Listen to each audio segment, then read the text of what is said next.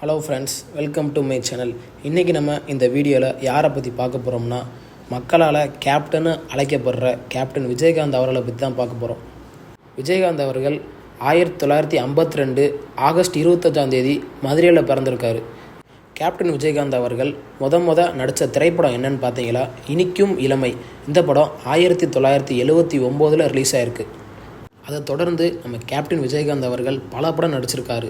அதில் முக்கியமான படம் என்னென்னு பார்த்தீங்கன்னா, ஆட்டோ ராஜா, ஓம் சாந்தி, மதுரை சூரன், வீட்டுக்கு ஒரு கண்ணகி, அன்னை பூமி, இது போல் பல படங்கள் அவர் நடிச்சிருக்காரு. அடுத்து இவரோட 25வது படம் என்னன்னு பார்த்தீங்கன்னா, வேங்கையின் மைந்தன். இதுதான் இவரோட 25வது படம். அடுத்து இவரோட 50வது படம் என்னன்னு பார்த்தீங்கன்னா, நீதியின் மறுபக்கம். அது 1985 ரிலீஸ் ஆகிருக்கு. அதுபோல் 100வது படம் என்னன்னு பார்த்தீங்கன்னா, கேப்டன் பிரபாகரன் 1991 ரிலீஸ் ஆகிருக்கு. இந்த படத்திலிருந்து தான் நம்ம விஜயகாந்தை எல்லா மக்களுமே கேப்டன் விஜயகாந்த் அப்படின்னு மக்கள் எல்லாரும் அன்பாக அழைக்கிறாங்க, கேப்டன்னு. கேப்டன் வாழ்க்கையில் அவர் பல படங்கள் நடிச்சிருக்காரு.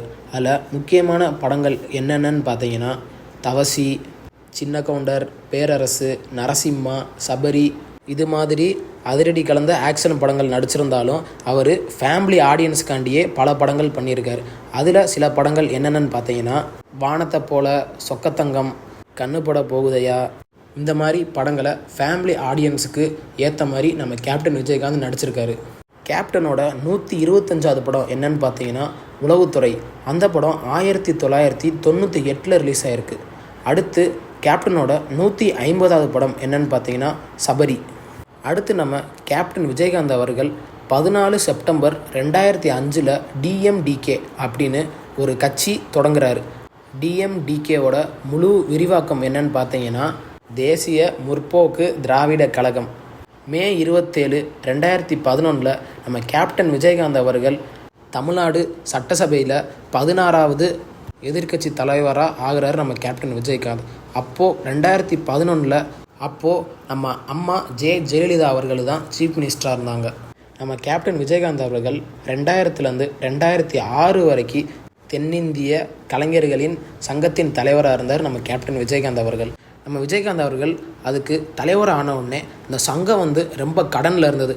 அதனால நம்ம கேப்டன் விஜயகாந்த் அவர்கள் என்ன பண்ணார்னா, வெளிநாட்டில் போய் கலை நிகழ்ச்சிகள்லாம் வச்சு அதில் வர பணத்தை வச்சு சங்கத்தோட கடன்லாம் அடைச்சிட்டார் நம்ம கேப்டன்.